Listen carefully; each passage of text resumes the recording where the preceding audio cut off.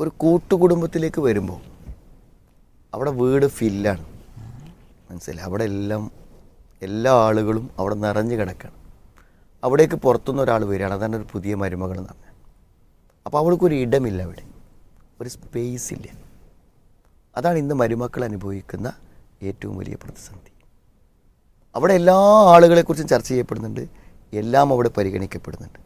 ഇപ്പോൾ സ്വാഭാവികമായും ഇവർക്കുള്ളൊരു റോൾ എന്താണെന്ന് വെച്ചാൽ, ഇത്രയും അധികം അംഗങ്ങളുള്ള വീട്ടിലെ ഭാരമേറിയ ജോലികളിൽ സഹായിക്കാൻ ഒരാൾ വന്നു എന്ന ഒരു ആറ്റിറ്റ്യൂഡിലാണ് എന്ത് ചെയ്യണത്, കാണുന്നത്.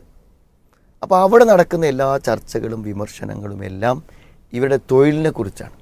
അത് ചെയ്തില്ല, ഇത് ചെയ്തില്ല, അത് അന്നങ്ങനെ തീർന്നില്ല, പിന്നെ ഇവിടെ പണിയൊക്കെ ഉണ്ടാകുമ്പോൾ അവൾ വീട്ടിൽ പോയി 2 ആഴ്ചക്ക്. ഇതാണ് ഇവിടുത്തെ അടിസ്ഥാനപരമായ ചർച്ച.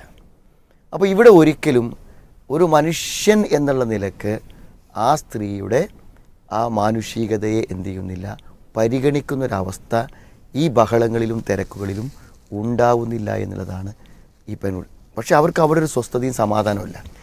പിന്നെന്താ വെച്ചാൽ ഇവിടെ അവർ വന്നു നിൽക്കുന്നത് ആർക്ക് വേണ്ടിയാണ്? ഈ ചെറുപ്പക്കാരന് വേണ്ടിയാണ്. അവൻ വിവാഹം കഴിച്ചതുകൊണ്ടാണ്. പക്ഷെ അവനെ സംബന്ധിച്ചിടത്തോളം എന്താണ്, അവൻ ഇതുവരെ താമസിച്ചിരുന്ന വീടല്ലേ, അവിടെ ഒരു പ്രശ്നമില്ലല്ലോ. അവിടെ എന്താ ഉമ്മക്ക് എന്താ കുഴപ്പം, പാപ്പക്ക് എന്താ കുഴപ്പം? കാരണം അവനെന്താണ്, 25 കൊല്ലമായി ജീവിക്കുന്ന വീട്ടിൽ അവനെന്ത് പ്രശ്നമുണ്ടാവാനാ? പക്ഷേ പുറത്തുനിന്ന് വന്ന ഒരു താമസക്കാരിയായ ഈ പെൺകുട്ടി അവിടെ അനുഭവിക്കുന്ന ബുദ്ധിമുട്ടുകളെക്കുറിച്ച് അവൻ മനസ്സിലാക്കുന്നില്ല. അപ്പോൾ ചിലപ്പോൾ പറയും, എൻ്റെ അമ്മൻ്റെ സ്വഭാവം അങ്ങനെ തന്നെയാണ്, ഞങ്ങളവിടെ ജീവിച്ചു പോകണില്ലേ? വാപ്പൻ്റെ സ്വഭാവം അങ്ങനെ തന്നെ, ഞങ്ങളോട് ജീവിച്ചു പോകണില്ലേ? ഇപ്പോൾ ജ്യേഷ്ഠന്മാരെ ഭാര്യമാരൊക്കെ അവിടെ ജീവിച്ചു പോകണില്ലേ? ഇതാണ് അവർ പൊതുവെ പറയുക. പക്ഷേ ഇതൊരു പരിഹാരമല്ലല്ലോ.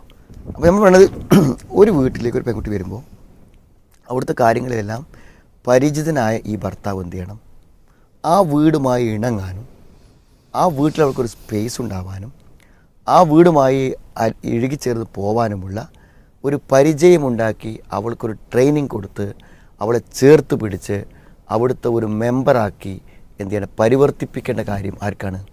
ഭർത്താവ് ശ്രദ്ധിക്കണം.